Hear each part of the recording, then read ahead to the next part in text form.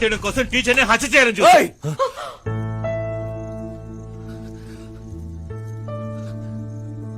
అంతకుండా అంటున్నావు.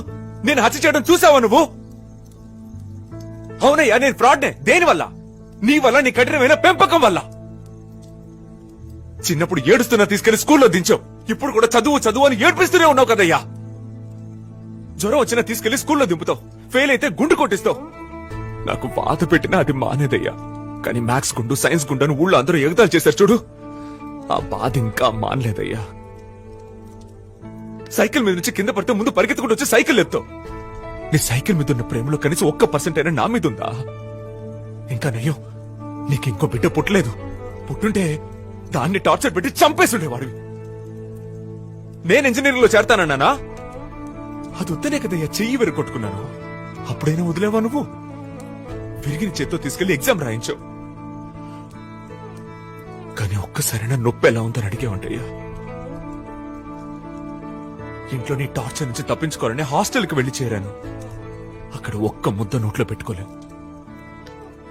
ఏదో ఒక రోజు తృప్తిగా అమ్మ చేతి వంట తిందామని వస్తే అప్పుడు కూడా ఎగ్జామ్ ఎప్పుడు మార్క్స్ నేను మాత్రం అడిగేవే తప్ప తిన్నావా అని ఎప్పుడైనా అడిగే ఉంటాయా? సినిమా కోరిక రాగానే తిన్నగా నీ దగ్గరికే వచ్చి చెప్పాను. అప్పుడే నువ్వు పర్వాలేదు, ఒకసారి ట్రై చేసి చూడరా అని సపోర్ట్ చేస్తుంటే ఇప్పుడు నాకెందుకే ఈ పరిస్థితి? అదో తెలిసి ఒక పిచ్చోని తీసుకొచ్చి నువ్వు వాళ్ళ అయిపోతావన్నావు. మనిషి వంటయ్యా నువ్వు? ఏమయ్యా, ఇంతవరకు నువ్వు నా కోసం ఏం చేసావయ్యా? నీకేంటి, ఈ లోకమే నాశనం అయిపోయినా నేను ఇంజనీర్ నవ్వాలి, ఉద్యోగానికి వెళ్ళి ఎడ్యుకేషన్ లోనే తీర్చాలి, అంతేగా? దిగులు పడుకో, నేను ఎలాగైనా తీర్చేస్తానులే.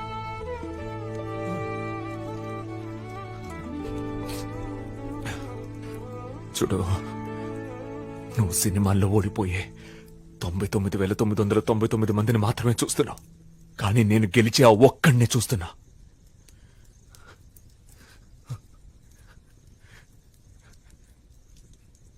నేను భుజం మీద చేసి ఫ్రెండ్లీగా సపోర్ట్ చేసే తండ్రిలా ఉంటావు అనుకున్నాను.